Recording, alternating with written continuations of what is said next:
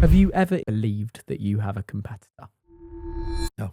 Well, my name's Tom Hartley. I'm a car dealer and I've been in the car business since I was 12 years old. I was a millionaire by 17-year-old. There's never a minute goes by I don't think about making deals. I'd never finish doing a deal until it's 11, 12 o'clock. And I'll do one at 1 o'clock in the morning. 2, 3, 14, I'll deal with you. There was never going to be another car dealer ever going to Harrods other than the name Tom Hartley. That's a fact. What is your biggest fear? Have you ever shed a tear? Absolutely. When you were forced to not work for a week, you actually developed shingles. So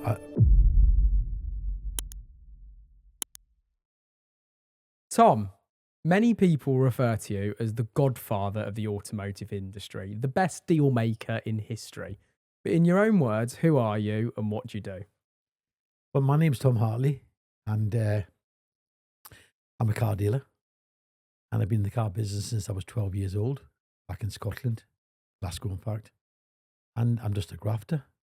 I'm an old school businessman and I'm totally dedicated to the car business.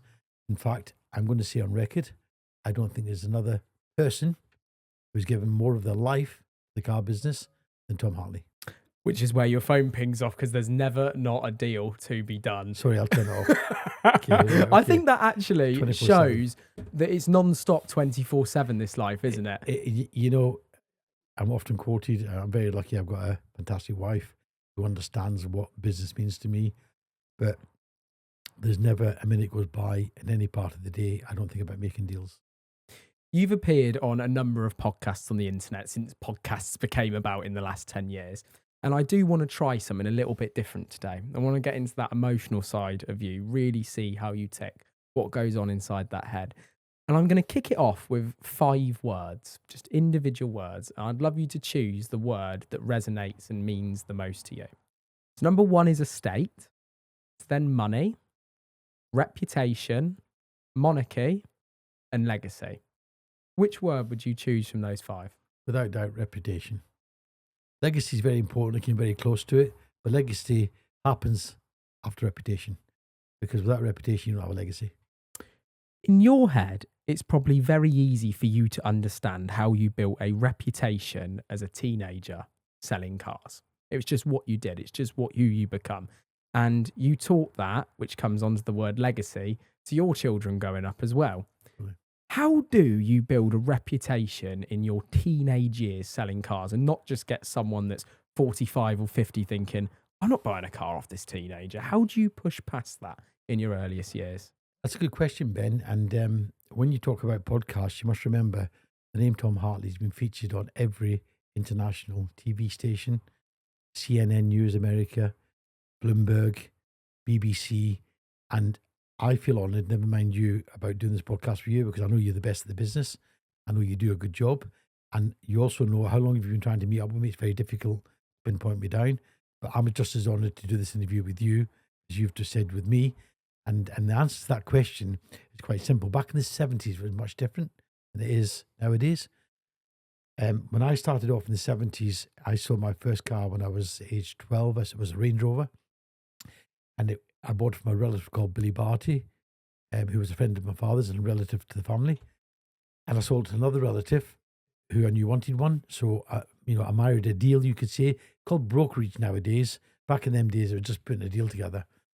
And I earned £250 in 1971 at age 12.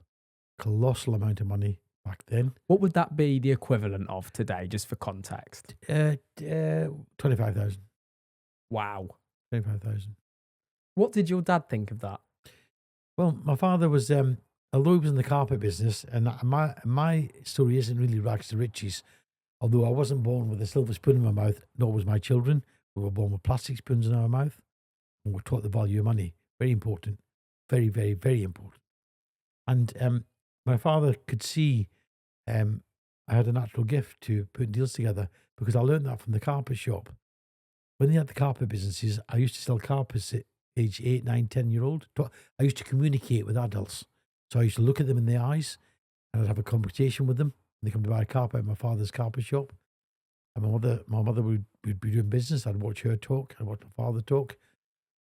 And that gave me the confidence and the ability to be able to have a conversation with adults. a very important part of experience and education for your children today. No good talking to someone when they put their head down and they mumble. You have to look at somebody's eyes, talk to them, have confidence. And I could do that from the age of 8, 9, 10-year-old. That's where the car business came into effect for me. Was it your decision to leave school and pursue what you were doing, or was it your father's decision for you? Well, I come off Romani Gypsies. I'm a Romani, and that's a culture. There's a stigma with the word gypsy. I'm very proud of being a Romani Gypsy. I'm very proud of being a Romani. And our culture is you earn money as quick as you can. It's all talked about in my autobiography, The Dealmaker, okay, which is a bestseller, by the way, on Amazon. And it's talked about how we are very proud and how we teach our children to be able to fend for themselves at a very young age, okay? We don't claim social security. We don't rely on others. We get out there, whether it's making pegs back in ancestors' days, or selling rugs, or doing making baskets, whatever. In my case, it was buying and selling cars.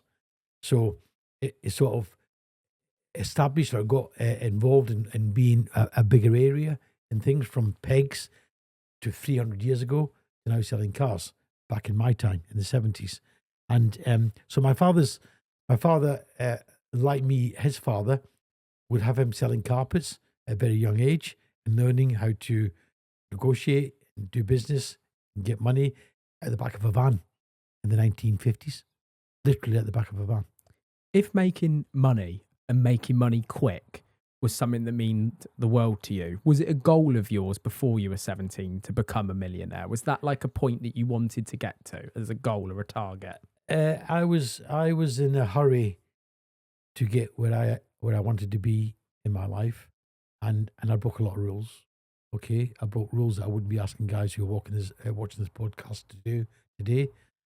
But I was ambitious, which is very important, and I drove a car. I drove cars when I was 14 years old on the road to auctions without a driving license. I used to put my hand up and bid for cars. I used to have my uncle Willie at the side of me, who was of 20. I'd put my hand up to bid for cars and buy them. And my reputation was so known then, they knew who I was, and they knew I was 14 years old. Took my bid, bought the car, and I'd pay for them. And so I was in a hurry. I was in a hurry to be established.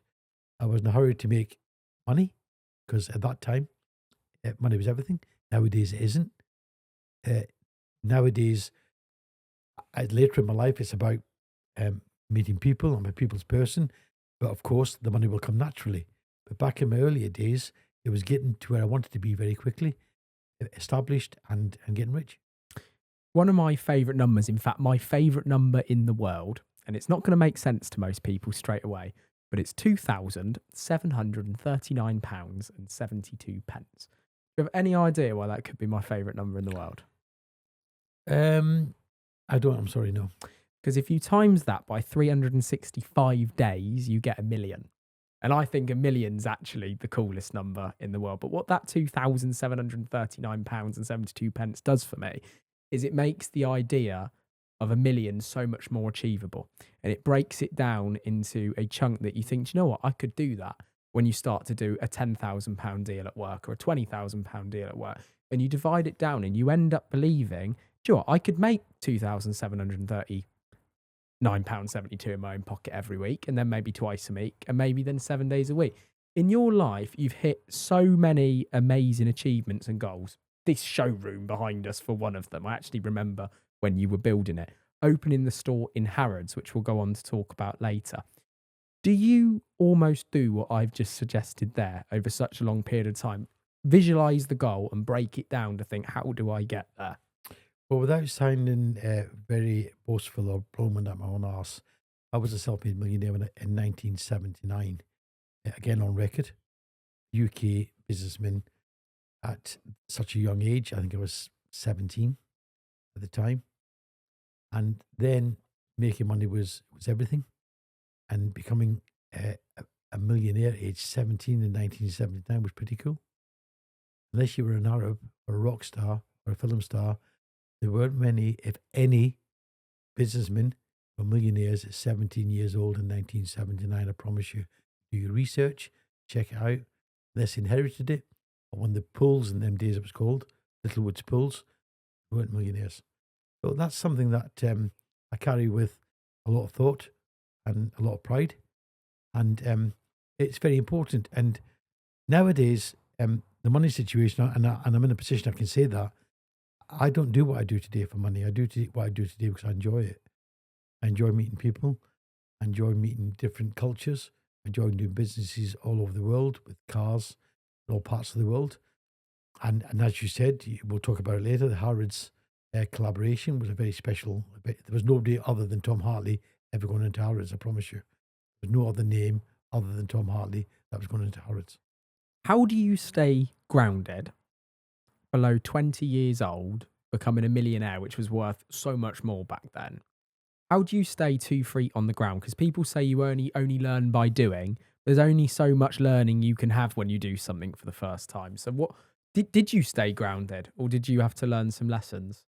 Okay, as of today, waking out of bed this morning, walking up this driveway to the 2 showrooms on the Hartley estate, I'm as grounded as I'll ever be in life. Nothing changed from when I was 17 years old. Nothing. What made you that way? Because I believe complacency is a very important word in life. I've done businesses with some of the most powerful people in the world today, and they've had nothing tomorrow. I've seen it. Guys, you've got to subscribe to Road to Success. Please believe me, it's worth every penny that you might spend, and you'll learn a lot from it. CTH told you, the Dealmaker. The thing you talk about the most whenever you get onto a podcast or whenever I see you in the showroom, wherever it is, in TV, in an article, is your family, your kids, which is why I included that legacy word in the first 5 that we put in this podcast. Were you really determined for them to follow in the same footsteps as you? Would you say you wanted to mold their path and their journey in the same footsteps as you? Is that something that meant a lot to you, that happening? It's interesting you should say that, because a psychologist, we many years ago, 25, 30 years ago, I'd done a program with a very famous psychologist. It was called The Mind of a Millionaire. And there was 12 entrepreneurs on this program in an estate in Warwickshire. And they had psychologists, they had people from all different parts of the world who could study how the mind of a millionaire worked. Back in, I'd seen almost 30 years ago. And this famous Indian guy, same guy who was involved with Michael Jackson, actually. Same guy. I can't remember his name. He's famous. And he done a report on every individual. And he said, Tom Hartley Sr. has moulded his son, which was Tom Hartley Jr. at the time. Or excuse me, he said, Tom Hartley has moulded his son, Tom Hartley Jr., into being exactly what he is. But nothing's more important than doing the deal. Nothing's more important than making money. And nothing more important in life than making money. Now, whilst I didn't want to accept that at the time, I looked at it, I thought, you know what? Maybe that's how it is. But I have no regrets for it. I have no regrets at all. And just for context, just in case this is someone's first time discovering you, as crazy as that may be, can you just explain your 2 sons? Mm-hmm. Which one works with you and which one doesn't? Well, I have my oldest son's Tom Hartley Jr., who used to be part of the firm, and then he branched off to do his own thing. He restores classic Ferraris, classic Lamborghinis, and he's the best at doing that type of thing. He's got a reputation globally for doing that type of thing, and well done. But he was groomed and he was shaped from the age of 11 into the business Tom Hartley, where he eventually bought into as a partner, and he done all his schooling here. That's documented well on record. My other son, Carl, who is a partner with the business now, was treated exactly the same way. Both of them had an opportunity, though, in answer to that question. They were self-taught and educated in my office, but if they'd chose not to be part of the business, that wouldn't have bothered me. I'd have still been doing what I do and carrying on as I am. But I was very glad and proud that they both decided that they could do and both benefit by taking advantage of the name Tom Hartley and the fact that they weren't born with a silver spoon in their mouth. They were born with a plastic spoon in their mouth. And they both earned their own reputations, which I'm very proud of. And they're both very successful in what they do. And in answer to your question, they could have done whatever they wanted to do. But I knew the schooling that they had with me from the age of 11 would carry them on to selling art, diamonds, property, because they would know how to negotiate and know what the meaning of earning money was. If you have a car on finance, I'm about to save you thousands of pounds with a simple refinance through Lily and Stanley. I have recently done exactly the same with this very van. See, when I took the agreement out a couple of years ago, interest rates were high and I went to a main dealer. I told them what my budget was for the monthly payment, and because we got within that, I never questioned it. However, it was at 11% APR, and some people have paid as high as 13% APR. What have you just said? We're paying 13.1% for my girlfriend's golf. Literally, Toby is editing this video, and as he's editing it, the placement to go to the podcast, you just said that the golf that your girlfriend had just bought is at 13.1%, 13.1% APR. and you are literally going to call Lily and Stanley Yeah. once you finished editing this. See, that's how you save. You can refinance a vehicle at any point in his agreement. It doesn't matter if it's 2 days in, 2 months in, or 2 years into the agreement. Now those base rates have dropped. If you go private to someone like Lily and Stanley, they will find you the best possible rate. So half the time you can make a saving just by picking up the phone and asking the question if you could refinance and save money. I've been so amazed at how quickly and easily we did that for this very van. I'm currently doing it for my McLaren 600 LT and my fleet of vans within my business at Gertwings too. So if you're interested in saving money, going on holiday with it, or doing whatever else, then click the link in the description below. I've also left it as the pinned comment too, to go and save yourself some money. And you could do this in as little as 48 hours. Thank me later. What is the age difference between them two? How long has Tom Hartley Jr. been doing what he's doing now? And then how old is Carl? Because you had your first child at just 20 years old, am I right? Yeah. Carl is 36 now, I think. 35, and Tom is 40, coming 41. So there's a 6-year gap. And Tom was in the business until 14 years ago. 14 years he'd been doing his own thing. 12 years, excuse me, 12 years ago. Yeah, and then Carl, they both started off in the business buying and selling cars at 11, 12-year-old. What do you think is a key personality characteristic that's different between the two of them that might give us some context into why Tom Hartley Jr. went off to pursue his own side of what he was passionate about, and Carl has stayed in the kind of realms and the business that you're currently in here? No, there was no reason for that other than the fact that Tom, in 2008, my son Tom, seeing that there was a credit crunch crash marketplace, and my son Tom concentrated on classic cars, and he introduced that to the business, which I decided at the time, when he was a partner, that he should concentrate on that area, and I would concentrate on doing the supercars that we do. I've done all my life, luxury performance and classic cars. The classic cars was a new introductory, and he's very passionate about seeing an old car become very perfect, even at that time, and so today. And of course, he's got 2 sons himself, and it was the best decision that could be made. I was very happy that I was very, at the time, very upset because I was losing a son who I'd seen from day one, who had been attached to me, even going to the toilet. It was incredible to find that he wasn't there. And to know that he wasn't there. So it wasn't easy to accept, but it was easy to understand eventually. The best thing ever happened. And I'm so glad that he did, because he's now doing his thing. This business with me and Carl is very much still family business. I've got my grandson Christian, who's actually at the age of 7, is shown a lot of interest in the business. He's got a lot of knowledge about cars. Determined for him to break the record of the youngest Hartley to make a deal. What? If he doesn't, I don't care. But again, he's not born with a silver spoon in his mouth. A lot of people are first to give criticism to my both sons because they're following in footsteps that are very hard to follow in. And it's sad sometimes when you see that, because, as I said to you, I schooled them in such a way that they had to learn to earn their own money and to buy their way into the business. I'm saying it first on record, they would never I give them help, as any parent would do, and I give them support. But they're grafters. And I'm old school, and I come from old school, and I was taught the same way. Our children have to earn their rights for success and stand on their own 2 foot. Well, that rights come right through to a cap that's sat on the desk here.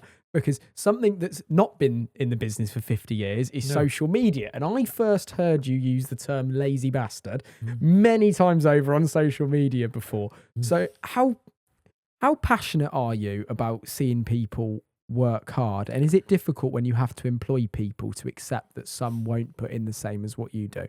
Listen, it's a fact of life. Okay. Some people want to do 9 till 5. That's fine. Okay. I always say 9 till 5 will get you by, but it won't cut the cake. And I say it won't cut the cake because I mean that whether it's sport or any other business or any other activity in the world or entrepreneurial, they put them extra hours in. 9 to 5 will not do it. Okay. You have to do that 7 in the morning, like 10 p.m. and it's called graft. Okay. Simple as that. Called graft. And I first used the term because I want to try to look. I try to motivate, and I do motivate. I motivated you. You told me there's some stuff I did that motivated you. You know that because when you get in points in life where you're just like thinking about something or something's even wound you up, I employ people as well. So people wind me up. And like this thing just pops into my head, this lazy bastard thing. Exactly what's on the cap in front pops into my head because of time. And that's why I choose podcast guests that have had a meaning on my life to actually bring into the van. Well, it's called dedication. Okay? If you want to be better than somebody else, it does podcasts. It's called dedication. That's why you're sitting here at this time of the evening. It's now 7 p.m. in the evening because you know it was the only time, it's the quietest time for me to be able to do this with you. But you're prepared to put them hours in. 7 will probably finish at 10 p.m. tonight. Okay? You're prepared to do that. That's what makes you the best at what you do. Okay? Whether it's podcasts, selling sandwiches, or selling supercars, classic cars, diamond rings, or property.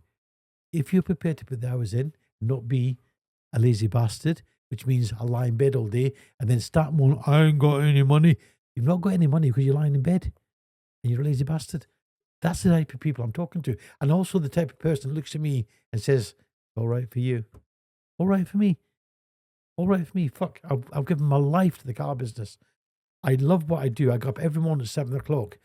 I never finish doing a deal until it's 11, 12 o'clock. And I'll do one at 1 o'clock in the morning. And it's all right for me.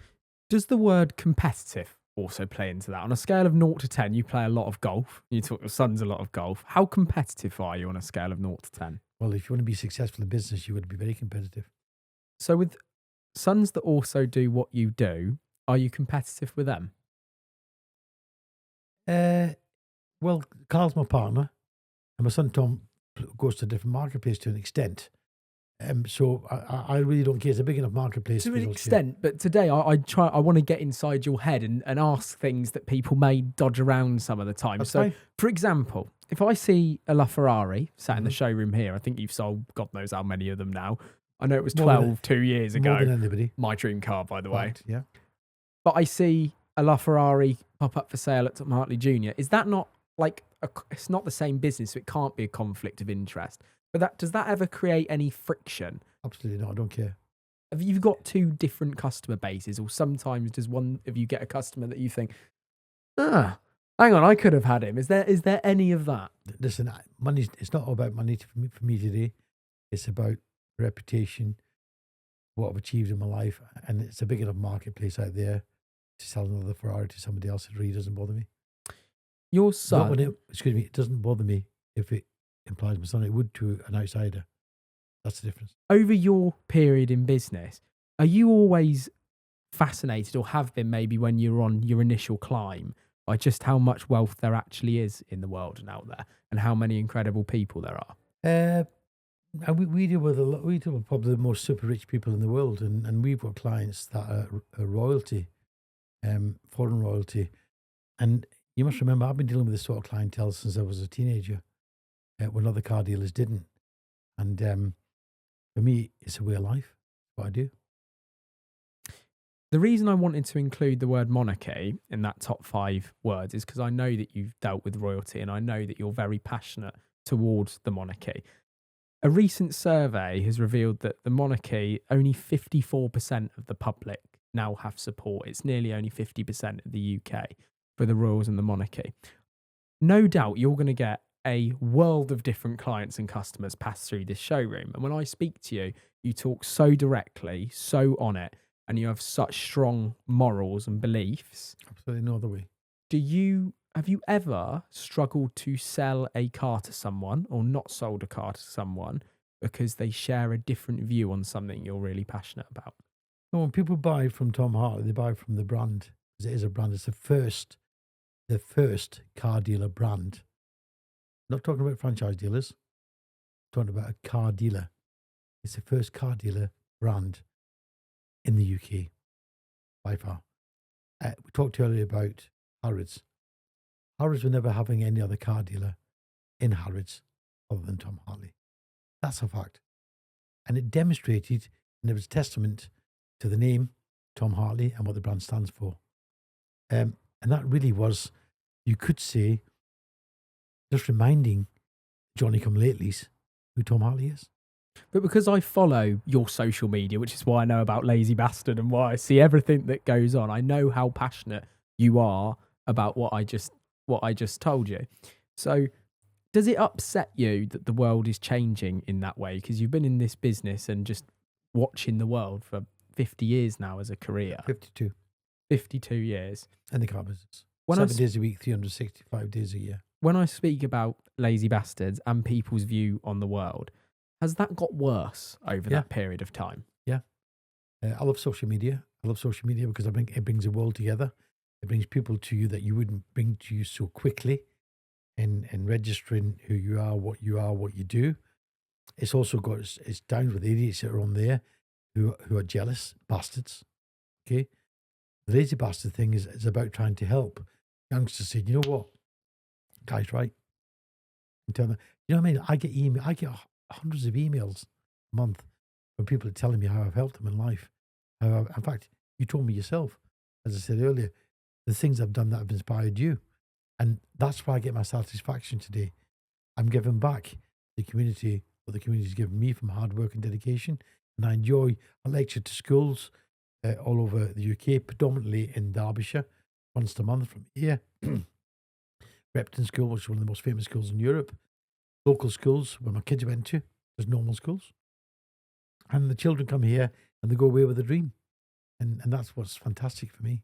You say you love social media now, and you've given a reason why. When it first came about, when Carl probably first showed you it in its first iteration. Couldn't understand it. And I've heard you a few times in this podcast, especially when you were talking about being on the show and speaking to it's not psychiatrist. Is it psychiatrist? Yeah. Almost go back 5 years later and reflect on something in a completely different light to what you did at the time. What do you think something now that you feel might change in your kind of world moving forward? You know, I'll just keep being Tom Hartley, keep getting out of bed in the morning at 6:30, walking up the gym for a couple of minutes, as I call it, in the showroom for 7 o'clock, and ready to go to action. I mean, I'm a great believer, if it's not broken, don't fix it. So when you're like that and you've developed such a reputation, what is your biggest fear? You know, when you're dedicated and you're committed to doing what you do, and you've got a 52-year track record of doing it, I'm not saying, as opposed to use the word fear, I'm very much more aware of the word complacency, so I don't take it for granted. I'm very thankful to God and to everything and everybody who's been around me to get me where I am today. And therefore, I'm not a flamboyant person, despite my wealth and my profile. I don't want a private jet. In fact, I won't fly on a private jet. I mean, you're going to Spain or Europe tomorrow, and there's a Ryanair or a private jet. I'm going Ryanair. I'm claustrophobic, so I don't do private jets. Well, thank God we've got the back doors to this van open today. And I swear to God, when you close the back door, it was the first thing that registered in my mind.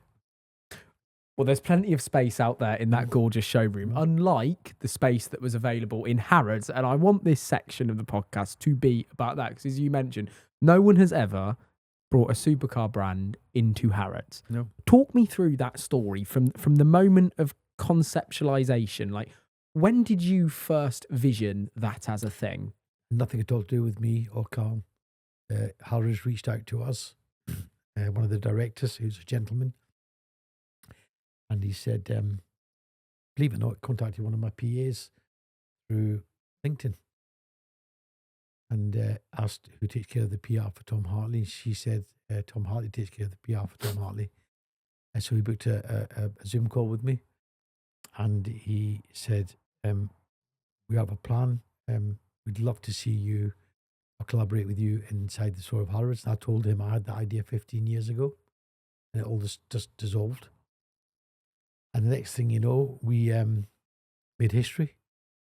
And as I said earlier, there was never, ever going to be anybody other than Tom Hartley as a car dealer going to Harrods, because it was a brand. It went like a glove in hand, hand in glove. Harrods knew that, and so did we. And the outcome was absolutely phenomenal. I mean, it was incredible. The amount of, there's 10 doors on Harrods, 10 doors. And number 9 door where we was had the most population of visitors in that month than any other door. How much planning goes into that? And like you mentioned there, it sounds like, tell me if I'm wrong, sounds like you are a little bit of a control freak sometimes, and you do the PR for Tom Hartley. Don't give it to anybody else, because is that because you think you will do the best job? Well, who else will know Tom Hartley better than Tom Hartley? Does that mean that you've struggled to delegate over the years? No, with the exception of my son Carl, obviously, being a partner in the business. He does his own thing as well for his stuff, but also for the brand and for the business. So, correct me on that. The two of us do our own PR. We talk about, me and Carl have our board meetings and our PR meetings over a boiled egg at the kitchen table in the morning. That's what we do. We could have sold the name Tom Hartley to the city for a lot of money many years ago. Choose not to, because we don't want to sit on a table with a board of directors who are going to say, do this, do that. I've never taken instructions from anyone in my life. And the only person I would take instructions from would be my son, Carl. And he would do the same from me, because we respect each other's opinion. We bounce each other's opinion off of us. So the word control freak is a very good word to use. And I've never met anyone who's been the best at what they do and not been a control person. Would you call yourself a perfectionist? Absolutely. When you were moving those cars, we all saw through the lenses. I think Mark McCann's videos got more views than anything else. You famously, with Carl, sold him a McLaren P1 out of the window of the Harrods showroom. And I mean, it was a faff. The door literally did have to come off to get the car in and out. Yeah.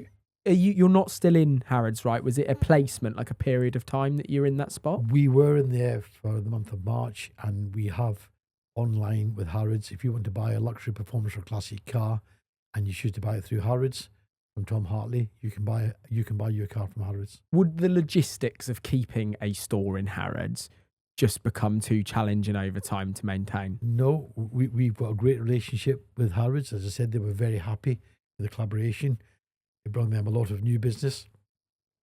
It brought them a lot of attention, which of course they're the most famous store in the world, but also gave them a social media coverage like they've never had before.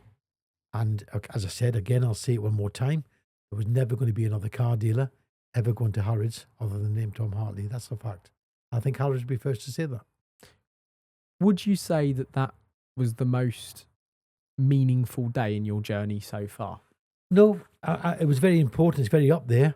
I mean, receiving a Lifetime Achievement Award was pretty special. Okay. Writing my autobiography, which was a bestseller, The Dealmaker, was pretty good. And then being inducted into the Motoring Hall of Fame has to take the cake, because I'm the only car dealer in the world in the Motoring Hall of Fame. Because you talk so straight, so on it, so no bullshit. In that 52 years, and that award's got to be right up there. Have you ever shed a tear in happiness? Absolutely. Stood in that showroom. The first honor I ever got on that wall, a local government, a local council gave me the coat of arms for Derbyshire to keep here on the Hartley estate. And I was stood in that corner, and it's on record. This will also be researched on YouTube. And the mayor, all the important people from the area present me, and a guy called Frank McCardle, who was the chief executive of the local council. He recognised me for being responsible for the economy in this area for so many years. And he was making a speech, and I felt a bit embarrassed the first 2 minutes. It was on camera. And then I realised, this guy's only telling the truth. And it sort of woke me up, recognising who I really was and what I'd really done for this area. I mean, I've fetched so much wealth here. The fact that we own half the village is neither here nor there, but the investment I put into this area has been incredible. And that was very moving. And I actually got very emotional on camera. And I just, it was a tearful moment. That was the start of, I have to say, it was about 5 years ago, it really taken the name and the brand, like, there are car dealers and we're all to the top of the tree, but this is another stratosphere, it's another level. People are now giving you honours and awards that nobody else has ever had for being a car dealer.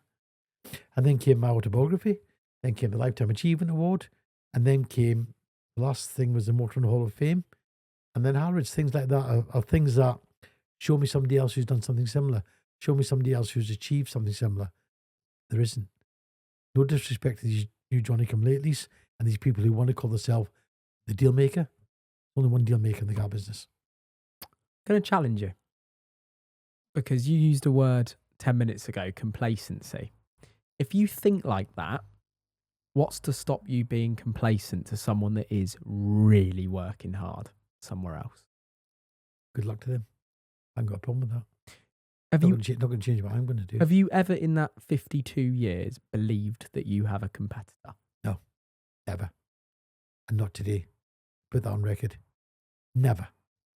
It's them and there's Tom Hartley. What is the 3 biggest mistakes that they do compared to you? Trying to be me. Okay, mistake. Because they'll fail every time. Trying to be what we do, they'll fail every time. And I've seen so many of them come and go in the business over 52 years. Make a lot of noise for a while. Okay, and then they disappear. Dedication, commitment to put into this business to be where we are today, and even with my son Carl together, it's not 9 till 5. I mean, if you had to add the hours up, and the fact that we do it because we love it makes it easier for us. It's a passion. I haven't got a passion for cars. I've got a passion for doing business. It happens to be cars. Many years ago, it was slightly different. As I've got older, I'm coming 65 this year. I feel I've got as much energy as I had when I was 18. I've got as much ambition because I don't get complacent. Well, that's difficult though, because ambition, when you list off everything that you've achieved, the things that you're proud of and the things that have even made you tear up, your life is like this because it's always about the next deal, the next thing, the next thing, the next thing, the next thing, the next thing. Where'd you go from Harrods and what you've achieved? Like, do you, when you get in the shower in the morning, are you thinking, right, what's the next thing? Is that how your mind works, or do you just let it come to you? Look, without being boastful, I'm not getting complacent. You're making me use the word complacent in the wrong way here. There isn't anything else for the name Tom Hartley to do in the UK or in Europe. I mean, if there's anybody out there who wants to challenge the name and they think they're bigger and better in the car business, they're not. And they're always going to come second. It's as simple as that. All the time I'm alive, and all the time I hope my son Carl is alive, that is what it will be. It's an independent family-owned business that has got reputation and establishment second to none. Would you not be happy if you weren't the best? Even if you still were selling loads of cars, and I don't mean the best, I mean like the biggest. Numbers perceived by the public. Say there was some superpower, just humour me for a minute, that suddenly went up and it's like, oh my God, look at this new guy through whatever. Would that make you unhappy, even despite your success? He thinks he can do it, good luck to him. I know he can't. Can't be the brand that Tom Hartley is because there's not ever been a car dealer family. I'm not talking about franchise dealers here and conglomerates, I'm talking about independents, okay, that have the brand and the reputation of Tom Hartley.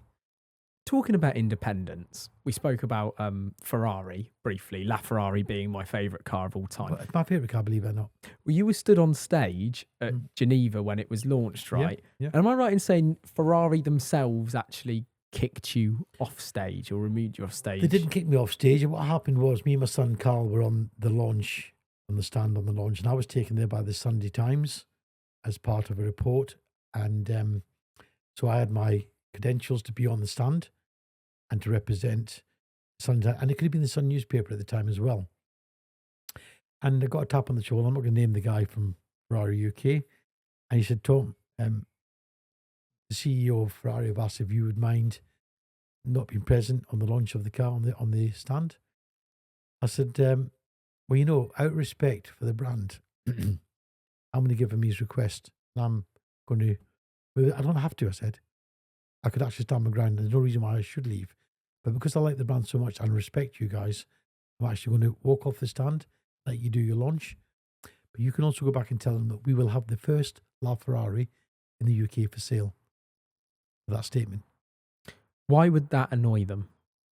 Because we were on the stand where a lot of the clients that were our clients or could be our clients would know where to go and buy that car. They launched it and they don't like that. So Ferrari don't like the fact that they know one of their customers.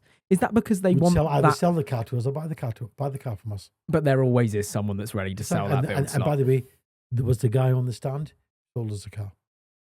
A LaFerrari. And it was the first one sold in the UK. You must have had quite a few customers over the year get blacklisted by the brands, right? Well, you know, they call it blacklisted, but you know, let's just talk about where the market is today, because let's identify the facts, and this is good for the podcast.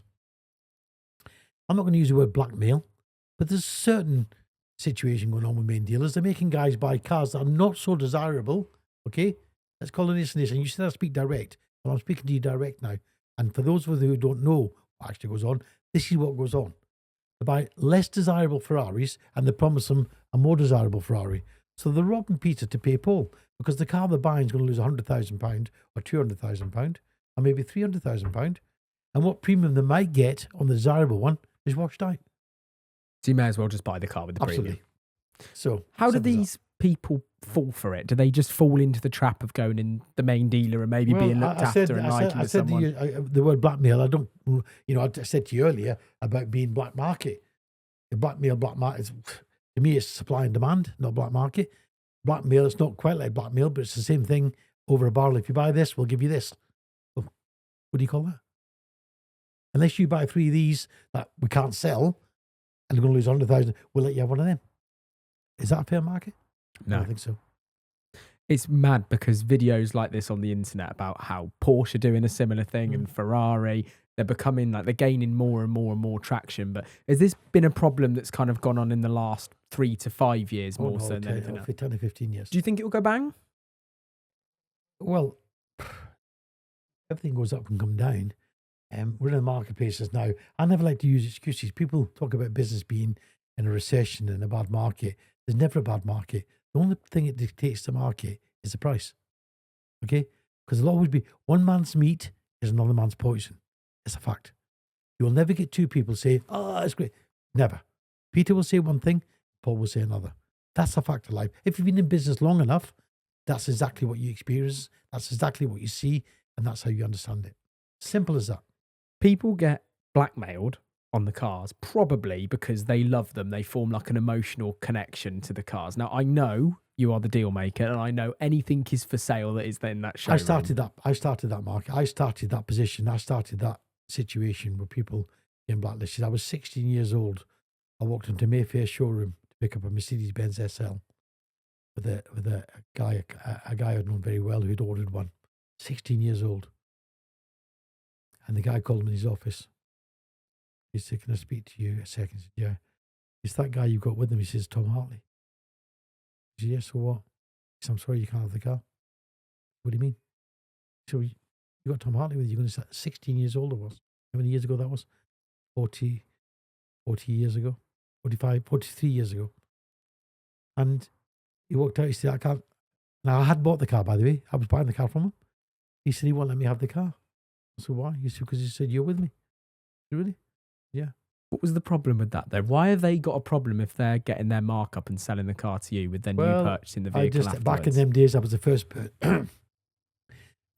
in 1978 to ever import cars into the UK with the help of my father, who helped me get the business started.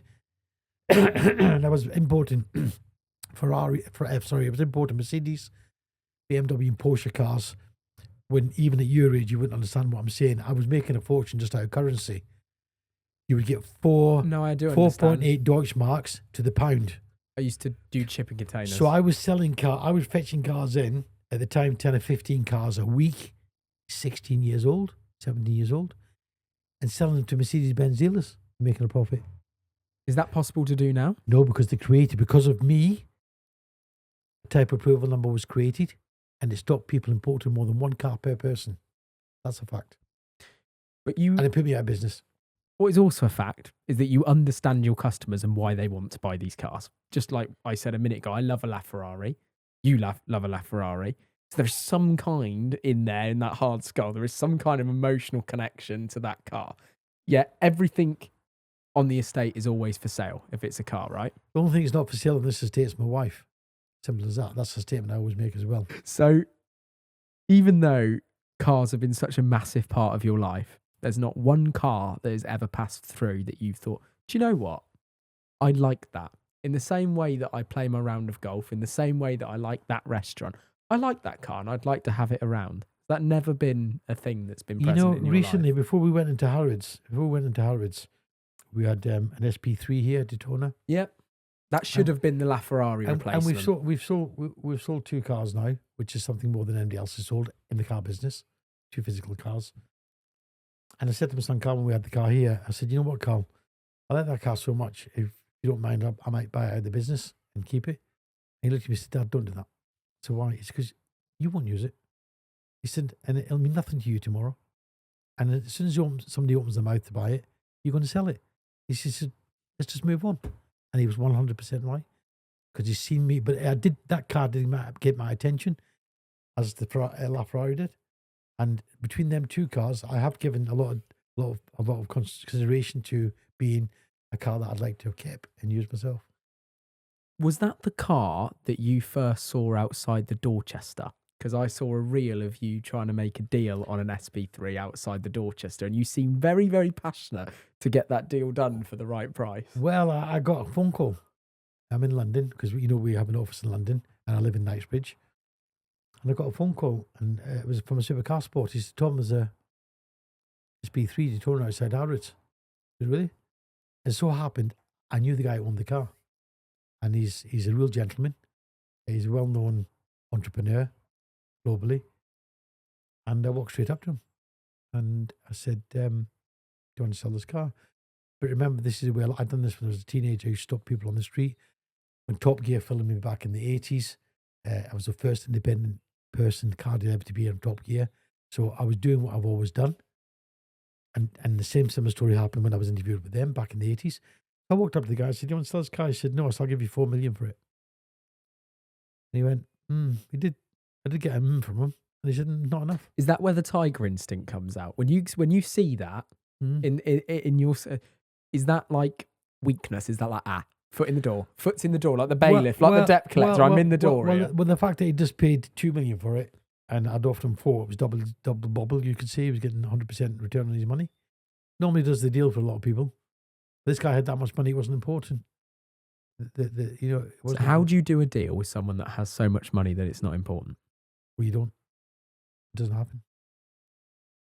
There's a lot of cars you can't do deals on that you'd like to. Happen. And, when they say money talks, it does to the extent, but this particular guy was in a different level of wealth. And everything in life's got levels. Whether a guy drives a Mini or a guy drives an SP3, you've got to respect all them levels. But the level I was talking to and the level I was at with this particular guy, it wasn't about the money. And you know what? Within 5 minutes of the Supercar, I didn't even know it was being filmed by some Supercar guys. It went out. Within 5 minutes, you got a phone call from Ferrari. Have you sold your car to Tom Hartley? Within 5 minutes. You just mentioned the Supercar spotters twice, and the fact that you don't like the really bling, and you speak to everybody and you'll talk to everybody. Have the car spotters in London been a helping hand to you over the years? Do you get a lot of deals through the guys on the ground? No, I like them guys because they all respect me and they know I'll always talk to them. I'm always there to give them advice on cars, and we share views. And, these guys are quite intelligent.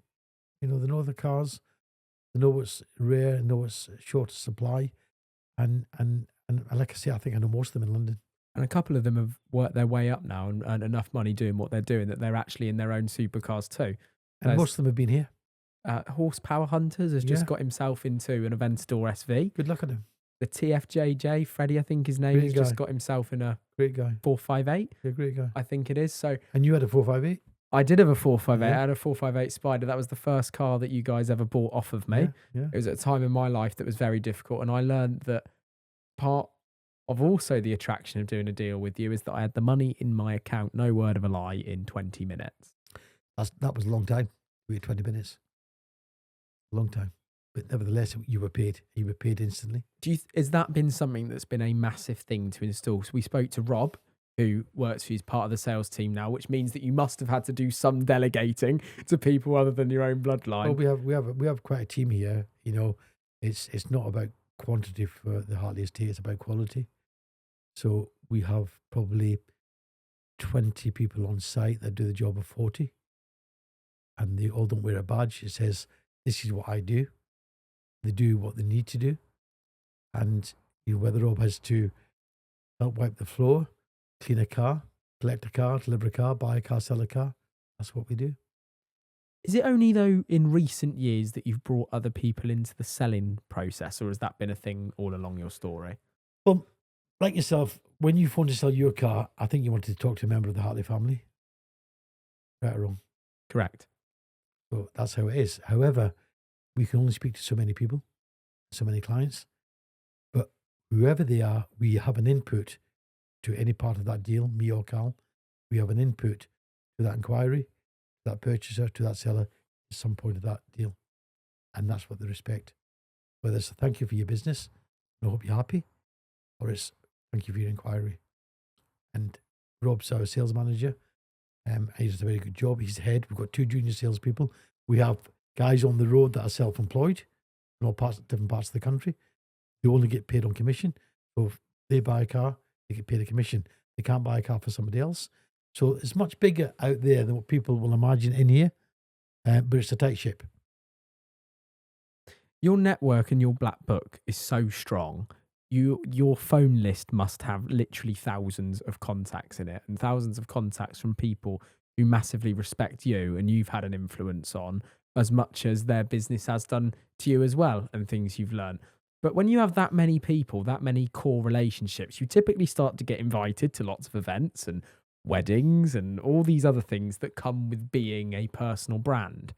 But you can't attend all of them.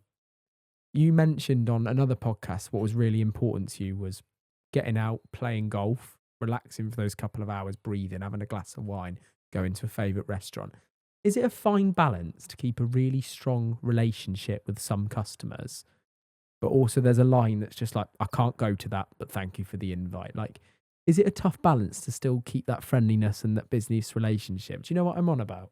I do, but I think where you'll understand this is all the guys out there who we do business with,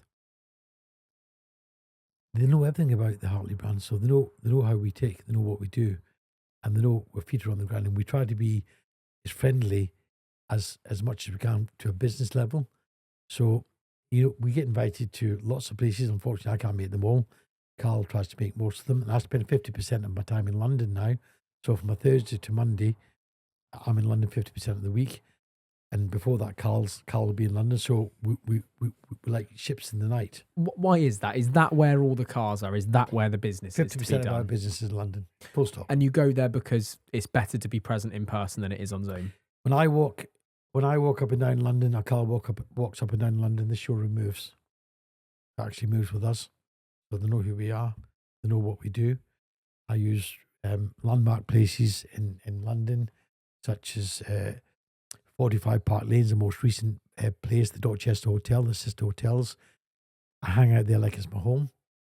Scott's restaurant in Mount Street, Scalini's, Signor Sassi. These are places that I go to, that people who we buy and sell cars to happen to go to. So from being present in there and having a meal, you make a deal. Simple as that. You spoke about before the fact that when you were forced, I think you did it as maybe a test, to not work for a week, you actually developed shingles. Is that true? It's a true story. It's true. I was in Dubai. It was about 20 years ago. And me and my wife, and I have a thing about wherever I go to any part of the world, I like to go to the landmark, what's famous about that area. And we'd booked in a hotel it was a brand new hotel at the time, called the Alcazar at the time. But I wanted to go in to the Berger Lab, the sail hotel. So when we got to by 11 o'clock at night, there was an insect. My wife's very, she's got a thing about insects. Yeah, see a spider, run. Yeah. So look, you can see a spider anywhere. But genuinely, there's a spider in the bath. Hotel was a brand new hotel. And you see that anywhere. I knew she wouldn't go in that bath. Okay? All the time he was there. So I asked to see the manager. It was a German lady. And I said, look, I can't stay in this hotel. I want to go in that hotel. Long story short, she moved me. She knew I tried to get in the hotel. Moved to the Berger Lab, which was the sail hotel. Too glitzy for me. I was in there one day and I wanted to go back to the Alcazar. So it was an incredible story. I talked to this lady to move, and it was just too much, too blingy, too guy following me at my door, cleaning the carpets. I was moving. I didn't want that. That's for me being down to earth, being a humble person. I just wanted to have a holiday and have a rest. I also decided I wouldn't take any phone calls and I would switch off for that particular time. What pushed you to that decision? To try it. I want to see what it's like. I want to see, and I'm going to tell you the truth now. I don't care who's watching this podcast. I don't care whether they believe it or they don't believe it. It doesn't make any difference to me. I'll say it as it is. My body reacted. It's like, we don't normally do this time of the day. So much so, I was in the best hotel in the world at the time. The best, in fact, with no doubt about it, it was the best hotel in the world at the time. For 10 days, I came back like I'd been in Wormwood Scrubs prison. I was outside sweat. I had shingles come up here on my face. And it was a terrible experience. And I've never done it since. Never done it since. So when I go on holiday, wherever I go on holiday, in fact, I'm going to Europe next week. I'm going to go on for 72 hours. Okay? And Robert said it earlier. I actually move the office to wherever I am. And my wife accepts that. She understands that. What I do a little bit different now is I delegate a certain time in the morning, dealing with the emails and talking to the PAs. And then late in the evening, I'll spend another bit of time talking. So I do give that gap, but not all of it, to private time, family time. Has it taken like years to build that routine? 'Cause there's some other things that's part of your routine that you do every day on the dot without fail, right? Can you share a couple of them? I love routine. I love routine because it's what I know what to expect. I know what can be achieved. I know what can happen. Change is okay to a certain extent, but routine's great. And to get to that situation, you just have to keep doing what you do. And if it works, as I said earlier, if it's not broken, don't fix it. We often learn things like that from people that we look up to. So Carl, when he speaks, I've had him on this podcast, he speaks a lot about you because he looks up to you and he followed in your footsteps and he sees things you do. He doesn't necessarily always agree with every single thing, but he has that point that he's moving towards constantly. You speak so self-confidently about yourself and you're so proud of yourself. Absolutely. Do you get any value from looking anywhere else? Do you look up to anybody in your world and think, do you know what? I like that part of that person and I'm inspired by that. Or are you completely all in your own head? Well, let me say this, and you talked to me earlier about this. The only person a son should look up to is his father. Okay? No matter what his level was in life. He should only ever look up to his father. Nobody should ever replace a son's father. And you said to me, when you interviewed Carl, he talked a lot about me. That makes me very proud because he should do. You know, I've been there for him from the day he was born. Actually, had a television in the theatre because the Ryder Cup was on, and the guy who was delivering the baby from my wife, I was in the theatre watching the Ryder Cup in the theatre room and watching Carl being born at the same time in 1987. So, like my other son, they've been part of my life. And to think that Carl talks like that, and I don't see him always do it when I'm present, but the fact that he does, he is my life. All my children have got names. My daughter, my oldest daughter, is called the sunshine of my life. My name is Priscilla. My son, Tom, is called my pride and joy. My daughter, and my son, Carl, is called my everything. And my youngest daughter is called the apple of my eyes. They've all got them titles for their own reasons. Okay? And I gave them names for me. I gave them names. What would your dad give to you as a handle? What would he give to me? I'd like to think my father had a great belief in me, and like I see in my own sons, he's seen in me, I believe the children are our future, and there's a song, teach them well and let them lead the way. And that's exactly what I stand by. And I would like to think the same for my grandchildren. Let them do what they've got, even if it's wrong, they make mistakes. I was lucky where both my sons at teenage years were doing £1 million deals. And I was thinking, ooh, but you know what? Don't care, let's go for it. And they always came out the right side. Never went wrong. Very rarely. They did make mistakes, but nothing that. This is what I'm trying to get into slightly, because you're so good at teaching and educating. There are mistakes along this journey, right? There are things to work with. Let me reiterate that in case somebody's misunderstanding what I've just said. If you've never made a mistake in life, you're never going to make money. I teach school children it. Making a mistake in the classroom is the worst thing you can do. Oh my God, you're not supposed to make mistakes. Making a mistake in business is no big deal. Okay?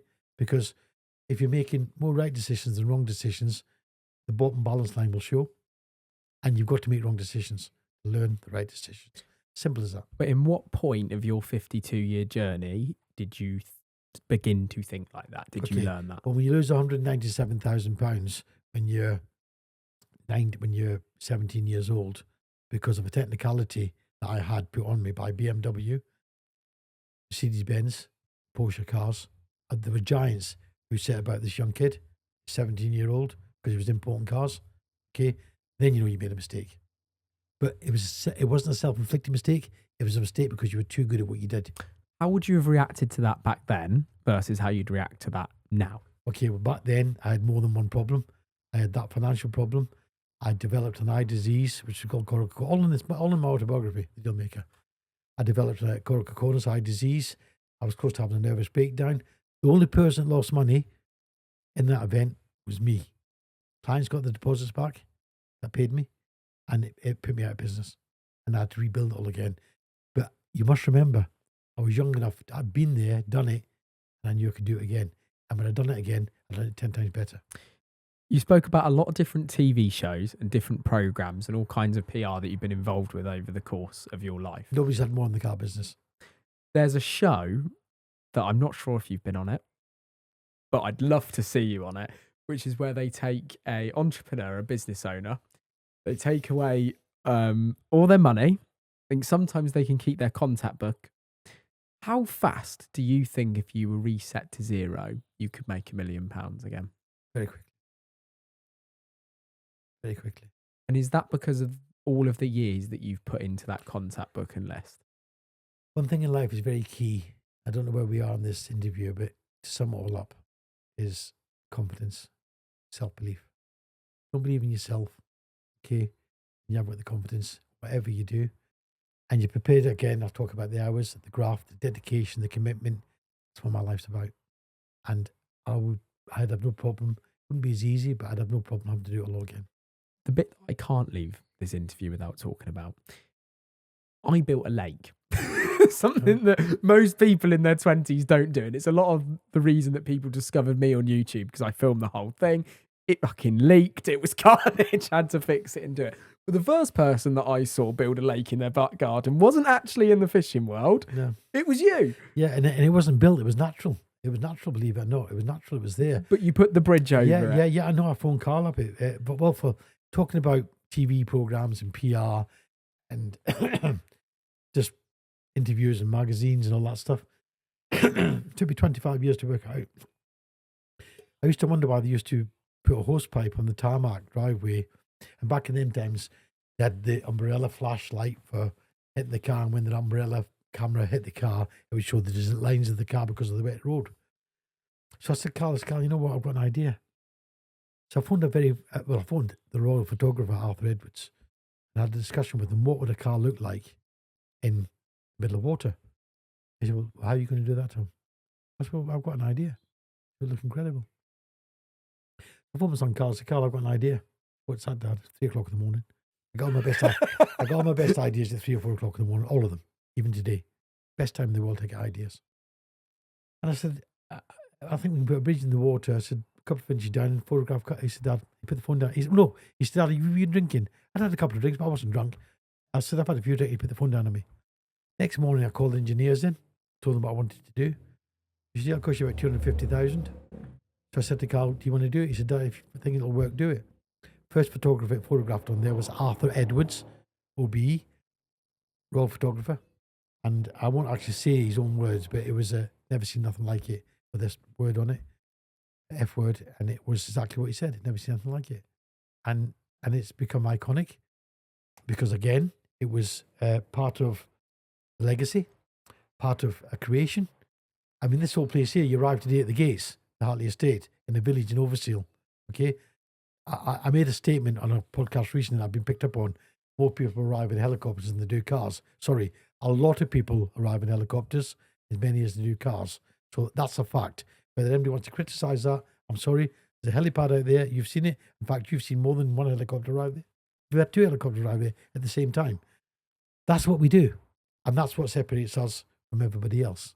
Where else do you buy a supercar, classic car, or luxury car, arrive in a helicopter, and leave home?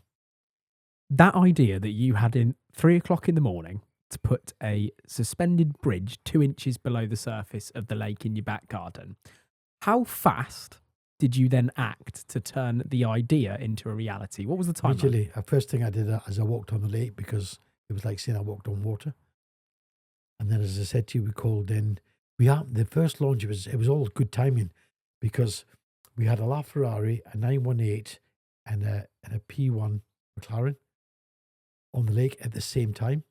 And there's a picture which you'll show on this podcast of that happening. You'll find that picture, research it.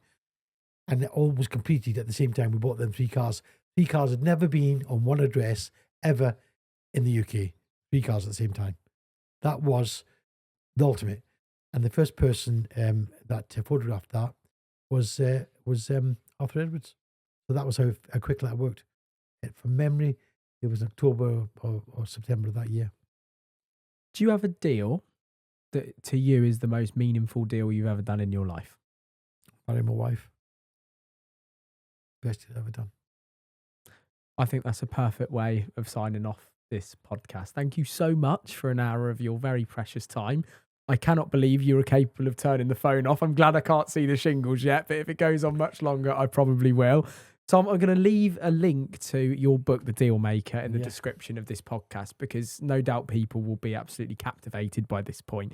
So they're able to go buy it. You're also able to go and purchase a Lazy Bastard hat and if you want to. The most successful people in the world want to wear that. Can I purchase this today? It's only the lazy bastards who don't want to wear it, believe it or not, because it's the truth. But believe me, the most popular people that want to wear that are successful entrepreneurs and CEOs, because they just love the fact that it keeps them on their toes. Look at it and think, I'm not a lazy bastard.